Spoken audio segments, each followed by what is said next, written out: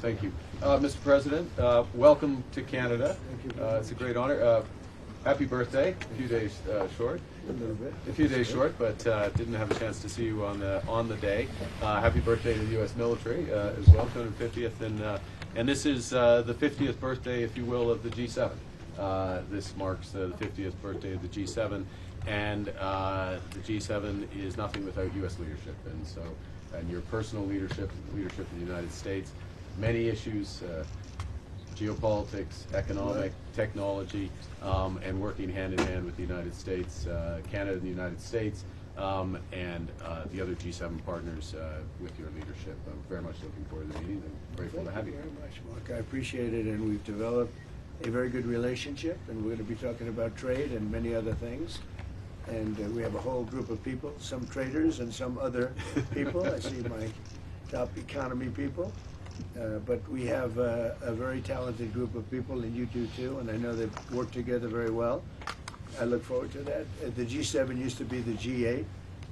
Barack Obama and a person named Trudeau didn't want to have Russia in, and I would say that that was a mistake, because I think you wouldn't have a war right now if you had Russia in, and you wouldn't have a war right now if Trump were president 4 years ago, but it didn't work out that way. But it used to be the G8. And now it's, I guess, what's that, 9 years ago, 8 years ago, it switched over. They threw Russia out, which I claimed was a very big mistake, even though I wasn't in politics then. I was very loud about it. It was a mistake in that you spend so much time talking about Russia, and he's no longer at the table, so it makes life more complicated. But you wouldn't have had the war. Other than that, I think we're going to accomplish a lot, and I expect to. And I think our primary focus will be trade and trade with Canada, and I'm sure we can work something out. Yep, very good. Thank you very much. Yeah, so much. Thank you very much. Mr. President, I'm just... How close are you to a deal? What is holding up a deal with Canada from your perspective? It's not so much holding up. I think we have different concepts. I have a tariff concept.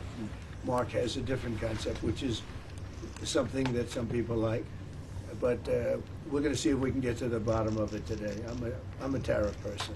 I've always been a tariff. It's simple, it's easy, it's precise, and it just goes very quickly.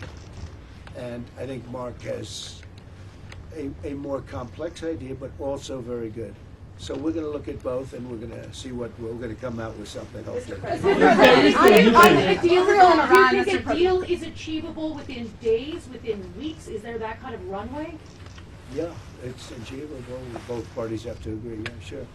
Mr. President, Israel and Iran, have you heard any signals or seen any messages from intermediaries that Iran wishes to de-escalate the conflict? Yeah. What have you heard? What have you heard from the Iranians? They'd like to talk, but they should have done that before. I had 60 days, and they had 60 days, and on the 61st day, I said, we don't have a deal. They have to make a deal, and it's painful for both parties, but I'd say Iran is not winning this war, and they should talk, and they should talk immediately before it's too late.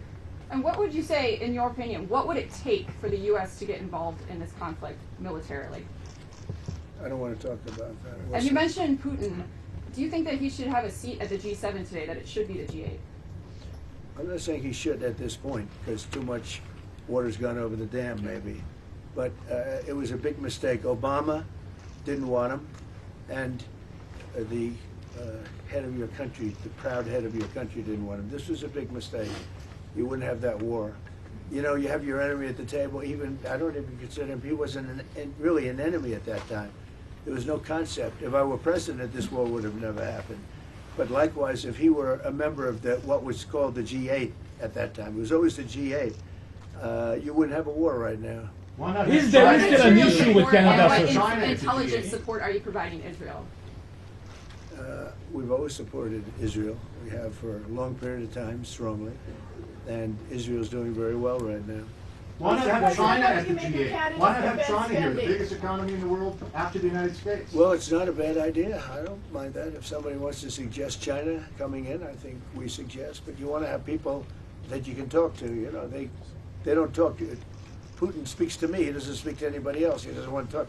because he was very insulted when he got thrown out of the G8. As I would be, as you would be, as anybody would be. He was very insulted. And, I mean, he was thrown out by Trudeau, who convinced one or two people, along with Obama. He was thrown out, and he's not a happy person about it, I can tell you that. Is there an issue with He basically doesn't even speak to the people that throw him out, and I agree with him. Is there an issue with Canada? Go ahead. On immigration, why are you ordering ICE to target Democratic inner cities? What's behind that? I don't know what you're saying. You did a post last night where you said you want ICE to really target Democratic. Yeah, I want them to focus on the cities, because the cities are where you really have what's called sanctuary cities, and that's where the people are. I look at New York, I look at Chicago. I mean, you got a really bad governor in Chicago and a bad mayor, but the governor's probably the worst in the country, Pritzker. But I look at how that city has been overrun by criminals, and you know, New York and LA, look at LA. LA, those people weren't from LA, they weren't from California, most of those people, many of those people. And yeah, that's a focus. Biden allowed 21 million people to come into our country. Of that, vast numbers of those people were murderers, killers, people from gangs, people from jails. They emptied their jails out into the U.S. Most of those people are in the cities, all blue cities, all Democrat-run cities, and they think they're going to use them to vote. It's not going to happen.